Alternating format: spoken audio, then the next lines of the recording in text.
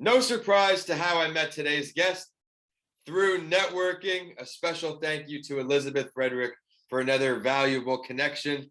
I am excited for today's interview because we are bringing on another two-time published author, but this time the show is stopping in Louisiana. Welcome back to Writing with Authors. I am your host and four-time published author, Vincent A. Lancy. My latest book is A Mental Health Week. You can see that behind me. It is the go-to book for elementary school students to learn the basics of mental health. But today we have an author with two incredible books as well, Manifest a Better Life with God and Divine Dirt. The first book is a personal connection between God and today's guest, where he explores many areas.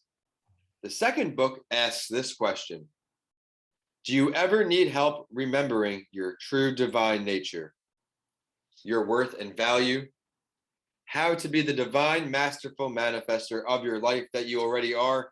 He's going to answer both of those with his two books. He's going to give us a summary, some writing tips, and so much more. You see my Yankee hat I'm wearing today because the Jets finally got a win this past weekend as we're recording. So I had to wear the hat as we're airing because we don't know when the next one's coming. Michael LeBlanc, thank you so much for joining the show. No, thanks for having me. It's fun to be here, and you gotta love Elizabeth. So I'm glad she kind of hooked us up. So that's great. Yeah, I am excited to learn what went into these two books. Would you mind giving an introduction to our audience before we dive into book talk? No, sure. So Michael LeBlanc, really, my work is around, I do believe we have a true divine, intelligent nature. And a lot of my work is really how do we tap into that and leverage that to really live our best life, manifest our best life in a more deliberate way, as opposed to haphazardly kind of bouncing around. I kind of do it both ways. I haphazardly do it, and I've been able to deliberately do it. I just have more of a passion on the deliberate side. So so my background's in social work.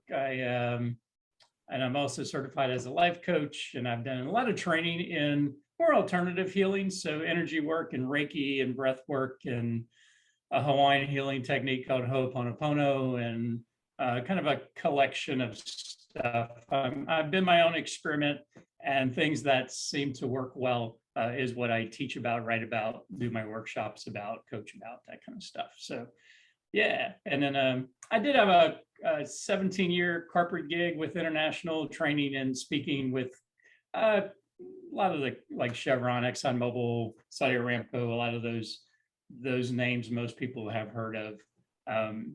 It was a detour, and then I kind of came back to personal growth. So as I mentioned in the beginning of the show, today's guest has a lot going on. He's involved in a lot. He is a rare guest that triple dips in my podcast, the A Mental Health Break, That Entrepreneur Show, and Writing with Authors. So stay on the lookout in the future for all of those episodes. I mentioned he has the two books. Let's now talk about your latest release. So my latest one is Divine Dirt.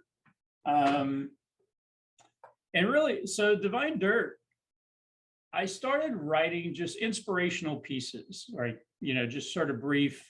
And I'm a big gardener. I love gardening. I have friends who are photographers, so I don't really call myself a photographer, but I do love to take photos, and I've taken some pretty good ones. Yeah, they look like that. But I would say I'm an amateur photographer. Let's go there. And I really started writing them, and then I would pair them up with a photo from the garden, and then I would share it on social media. And it was just sort of, I was writing them a lot of times for me. Like, I just need my own inspiration. I need my own encouragement. I've got my own crap to overcome, right? So, and I would share it. And a lot of feedback started coming back. Hey, I was really doubting myself. I was really struggling. That really helped me. So it encouraged me to just keep writing them. And then because I have tons of, gardening stuff, I kept pairing them up with things from the garden. And over time, I had a collection of them, and it was like, I meditate a lot, I pray a lot, and that's where I get a lot of my inspiration from. And this one moment kind of comes, it's like, those would make a great book. It would be a good coffee table book. It's not a start to finish. It's like, hey, I'm struggling with something. Let me just pause and open it up, and let me read the chapter that I opened up to. And so that's really how Divine Dirt kind of became. It blends my passion for gardening. It blends my photography. It blends my writing.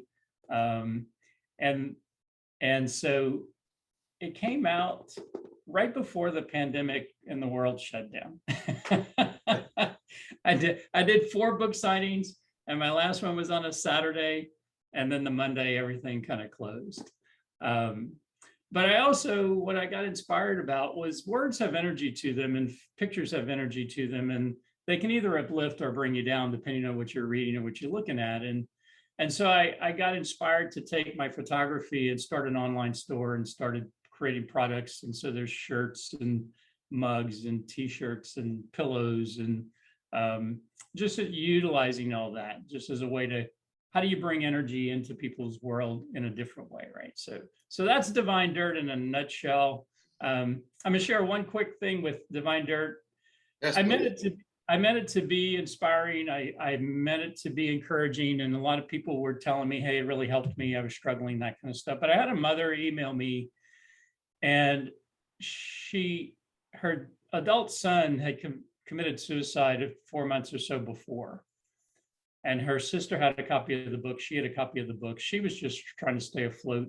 Her sister said, hey, you need to start reading it. She started reading it. She emailed me to let me know the impact it was having on her. And she said, for the first time, she goes, I'm really finding some relief in my grief. And it was one of those, I didn't write it thinking from a person dealing with grief, just struggling with, themselves and our own insecurities. And, but it was pretty profound that there were a couple of, because I share a lot of how-tos in here. There's stories, but there's a lot of specific, like what to do. Mm-hmm. And there were a couple of those that were just helping her in her day-to-day and getting above her grief. So that was pretty significant for me as a writer. So as you can see, this book has value for many different audiences, whether it's grief or what he has intended for in creating it. It can help a lot of people. Yeah, there's how-tos on how do you meditate and center. There's my understanding more of divine as consciousness and intelligence as opposed to a separate entity in the sky that I grew up with, kind of thing. There's aspects of dealing with limiting beliefs and just, insecurities, anxiety, depression, those kind of things. So there's a lot of how-tos kind of woven into the book. Well, in this episode description, just scroll down, you'll see the link for some merchandise, and you'll see the link for both of his books. But speaking of both of his books, let's talk about book number 1. Did you always want to be a published author, Michael, or was this something that just evolved from something? It evolved from something. I didn't have like a plan, like, hey, one day I want to be an author. And it just sort of evolved. I actually had hired a life coach because I got burnt out in my social work world. And I went into corporate consulting and training, and it was like, I could love people during the day. I could teach them. And then I'm done with them. No.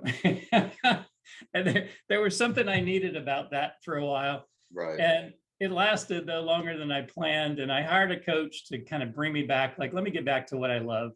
And in that process, the idea of a book came about. And I'm a big alternative kind of guy. So metaphysics, law of attraction, all that kind of stuff intrigued me. And I was like, I'm gonna write a book, like the top 10 reasons law of attraction doesn't work and what to do about it. And then I would go into prayer and meditation. I would start writing, and this happened. And so this was not the plan. And writing a book really wasn't a plan.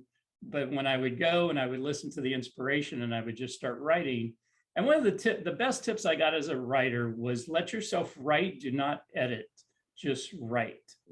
You'll get back to editing, because every time you start editing, you interrupt your flow, you leave that place. And Mark Twain had a quote. He said, well, if we spoke the way we wrote, we would all stutter.